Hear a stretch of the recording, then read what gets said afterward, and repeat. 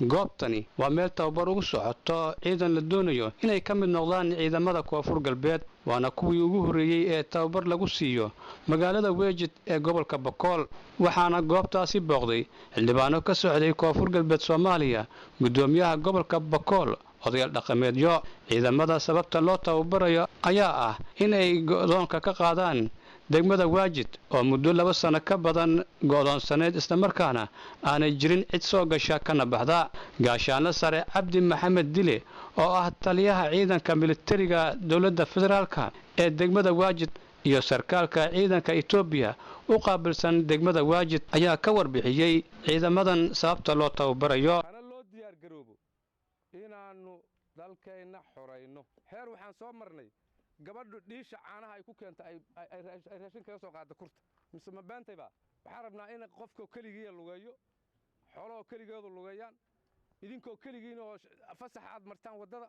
oo baydhaba tagtaan muqdisho tagtaan oo kiina fasaxa soo iska nabad galiya tucaas gaariga raaco iska bax mas'aatna tiya ka falana annaga dhiigana dadana kule leemaan mas'aatna tiya ka falana annaga yawdayna markay ku kule markaa dhiig leegarowe taagar lama tanakar bulon annaga wadanka Soomaaliya ee dariska anaga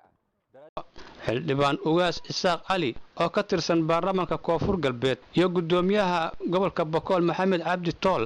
ayaa ciidamada ku dhiirigeliyay in ay isku furaan wadooyinka soo gala degmada waajid oo muddo ka badan 2 sano ay xayirneyd iyagoona sidoo kale sheegay in ay ciidankani loo dhameystiri doono number 1 dadka isin mayl raay ku dhalatan gabro yaryarka ah in la shaqeeytaan dogdu waa yeelkay oo mayl raay dika jarto haafada ka jarto in la shaqeeytaan wayan zaid doona hadii ilaahay madaxweynaha koonfur galbeed Shariif Xasan Sheekh Aadan ninkooya hubkiya libiye shaqadaas madinin dhamaad hadii ilaahay walaaynu ka ballaneen saad odayaalka siin sheegan ballanteen mayo shabaab waa jidkeen in la furo shabaab si kastaba ha ahaatee dhalinyaradan tababarka ciidannimo qaadanaysa ayaa u sababeeyay inay tababarka qaataan magaaladooda oo go'doonsan Abshir Maxamed Nuur Mandela Royal TV واجد